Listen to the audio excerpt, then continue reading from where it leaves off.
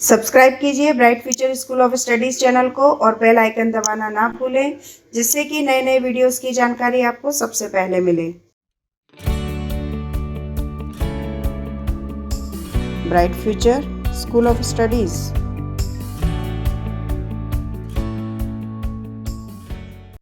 Hello dear students, आज हम पढ़ेंगे चैप्टर सेकेंड। क्या नेम है चैप्टर का? The stone as.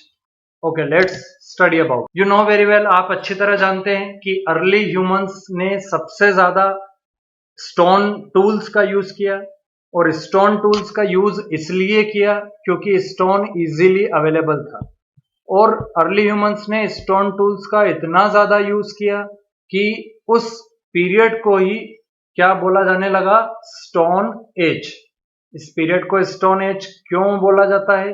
क्योंकि अर्ली ह्यूमन ने बहुत ज्यादा स्टोन टूल्स का या स्टोन वेपन्स का बहुत ज्यादा यूज किया। जो स्टोन एज है उसको हम 4 पार्ट्स में डिवाइड कर सकते हैं। कितने पार्ट्स में डिवाइड कर सकते हैं? 4 पार्ट्स में।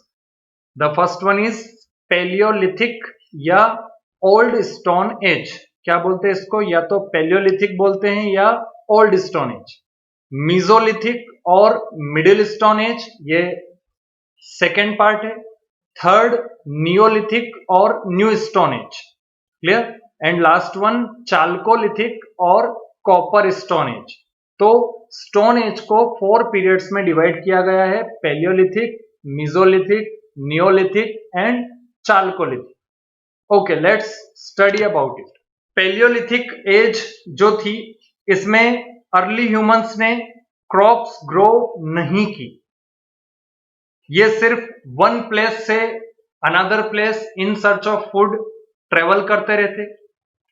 एग्रीकल्चरल प्रोडक्शन करना स्टार्ट नहीं किया था। ये कई तरह के फ्रूट्स कलेक्ट करते थे इस एज में, और इनको इस एज में हंटर गैदरर्स के नाम से जाना जाता था। हंटर मीन्स शिकार करने वाले, गैदरर्स मीन्स फ्रूट्स और अदर फॉरेस्ट प्रोड्यूस को कलेक्ट करने वाले। अब बात करते हैं फीचर्स ऑफ पैलियोलिथिक एज।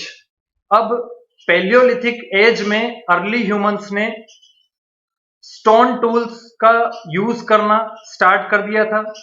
इन्होंने खुद के रहने के लिए रॉक शेल्टर्स और केव्स बनाना स्टार्ट कर दिया था। इस समय में स्टोन टूल्स की जो एज थी, जो धार थी, वो स्मॉलर थी, छोटी थी, लेकिन शार्पर थी, ज्यादा नुकीली थी। इन्होंने न सिर्फ स्टोन की प्लेस पे जो एनिमल्स को वो हंट करते थे, उन एनिमल्स की बोन्स और उनके हॉर्न्स, क्लियर? बोन्स मीन्स हड्डियों से और हॉर्न मीन्स उनके सींगों से, सींगों और हड्डियों के भी इन्होंने टूल्स बनाए। क्लियर?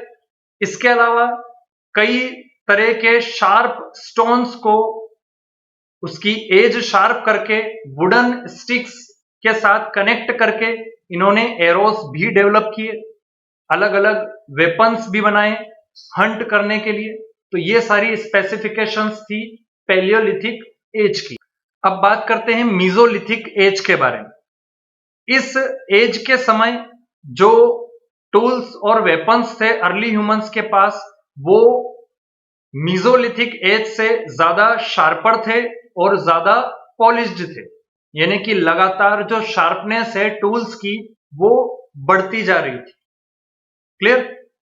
इसके अलावा इस एज में अर्ली ह्यूमंस ने कुछ टूल्स इनोवेट किए, जिसमें एक्सेस यानी कि कुल्हाड़ी, सीकल्स मींस दराता जो कि यूज किया जाता है नॉर्मली घरों में, स्पीयर्स यानी कि भाले, बोज यानी कि धनुष, एंड एरोस मींस तीर।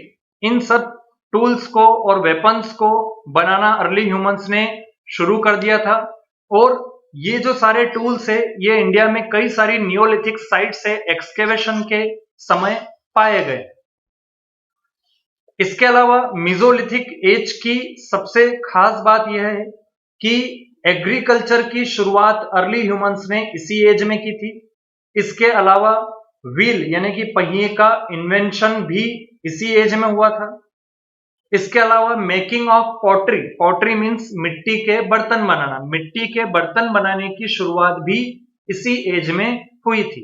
ये जो सारी चीजें हैं जो अर्ली ह्यूमंस ने इस समय बनाना शुरू की थी वो आपको सामने इमेज में दिखाई दे रही। ओके, अब हम बात करते हैं नियोलिथिक एज के बारे में। एग्रीकल्चर प्रॉपर तरीके से स्टार्ट हो गया था कब? नियोलिथिक एज में, यानी कि अर्ली ह्यूमंस ने अब जो हंटर गैदरर्स वाली जो उनकी आइडेंटिटी थी उसको चेंज करके वो एक जगह सेटल होने लगे। उन्होंने घर बनाए, उन्होंने खेत बनाए, इसके अलावा उन्होंने व्हीट और बार्ले का प्रोडक्शन भी स्टार्ट कर दिया था। आपको ये बात बिल्कुल ध्यान रखना है कि सबसे पहले जो ग्रेन्स कल्टीवेट किए गए थे अर्ली ह्यूमंस के द्वारा, या सबसे पहले जिन अनाजों को बोया गया था या जिनकी खेती की गई थी वो थे wheat and barley. Wheat means गेहूं एंड बार्ले मीन्स बाजरा।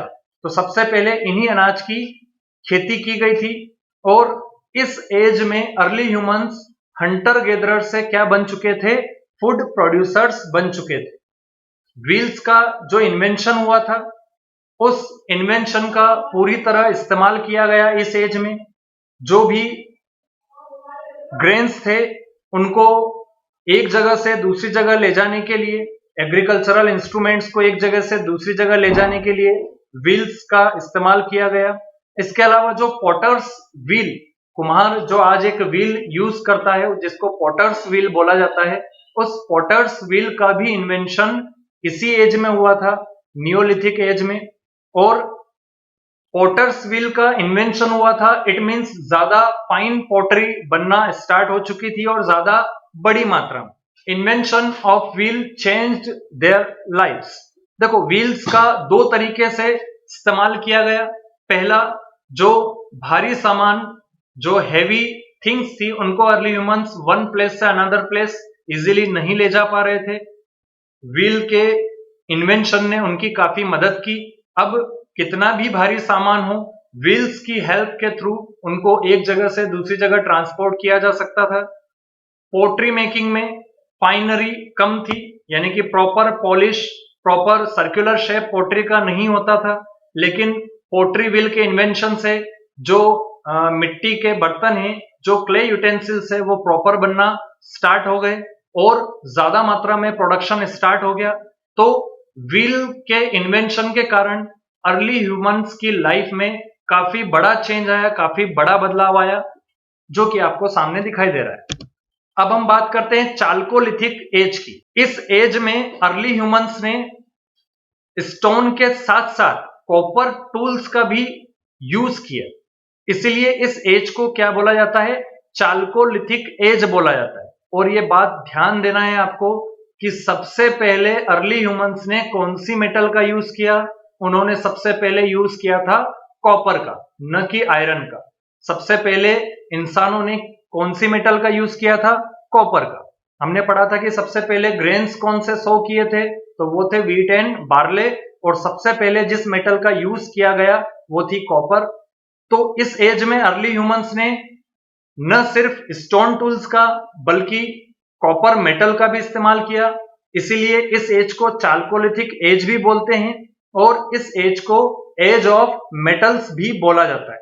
इसके अलावा बाद में अर्ली ह्यूमंस ने कॉपर को टीन के साथ मिक्स करके एक और मेटल बनाई जिसको बोला जाता है ब्रॉन्ज। ब्रॉन्ज मीन्स कांसा या कांस्य। क्लियर? ब्रॉन्ज टूल्स ज्यादा स्ट्रोंगर थे किससे? कॉपर से। यानी कि कॉपर थोड़ी वीक थी, लेकिन जो ब्रॉन्ज टूल बनाए गए वो ज्यादा स्ट्रोंगर थे। और इसीलिए जब ब्रॉन्ज टूल का ज्यादा यूज किया जाने लगा तो उस एज को क्या बोला जाने लगा? Bronze age. ये आपको मैप दिखाई दे रहा है इंडिया का, इसमें डिफरेंट अर्ली ह्यूमंस की अलग अलग एज की साइट्स दिखाई दे रही है। नीचे अगर आप सिंबल्स देखोगे, बॉटम में बिल्कुल नीचे एक ब्रैकेट बना हुआ है जहां पर हर एज के सिंबल्स बने हुए हैं।